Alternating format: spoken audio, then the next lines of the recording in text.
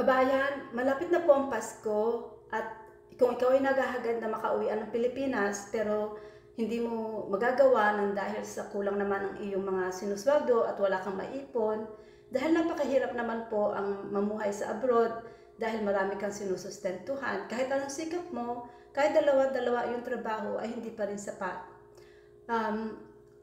Ako po si Regina at dati-dati akong caregiver, dati akong mental health care worker at dati akong housekeeper. Stress po sa napakarami kong sinisikap mapagkakitaan dahil sa gusto ko rin namang makapag-sustento sa aking magulang doon sa Pilipinas at gusto ko rin makatulong sa aking mga kapatid. At the same time po, marami rin kaming gastusin sa pamilya ko dito sa Canada. Dito po ako ngayon sa Canada, nakatira. At sa mga pagsubok at mga kahirapan ng buhay, ay na-stress po ako, lalo na noong ako hindi makauwi nung may kasakit ang aking nanay. Napakasakit po para sa isang caregiver na hindi ko maalagaan ang sarili kong ina. At iyon po ang dangking dahilan kung bakit ako nagsumikap para maging online digital business owner.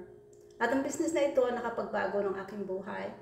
Nakauwi ako ng Pilipinas kaagad nung ako'y naging online digital business owner na at nagawa ko ang business na ito nung ako'y nandun sa Pilipinas. Kung ikaw'y naghahanap ng paraan kung paano ka makakaipon ng extra, paano ka makakauwi sa Pilipinas, mag-sign in kayo sa aming website at www.startwithregina.com at ipakikita ko sa inyo kung paano ko nagawa na ako'y nakauwi ng Pilipinas simula nang ako ay naging online digital business owner na.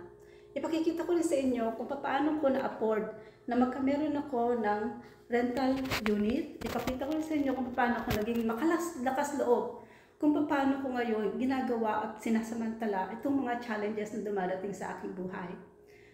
Guys, problems can be opportunities. At yan ang natutunan ko simula nang ako'y naging online digital business owner.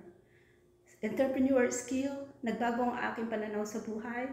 At natuto akong harapin ang mga problema at struggles. At doon ay lalo ako nagiging malakas, lalo ako nagkakameroon ng energy na tanggapin ang aking mga hinaharap, pero lakas ng loob para matupad at malagyan ko ng solusyon ang mga problema na ito.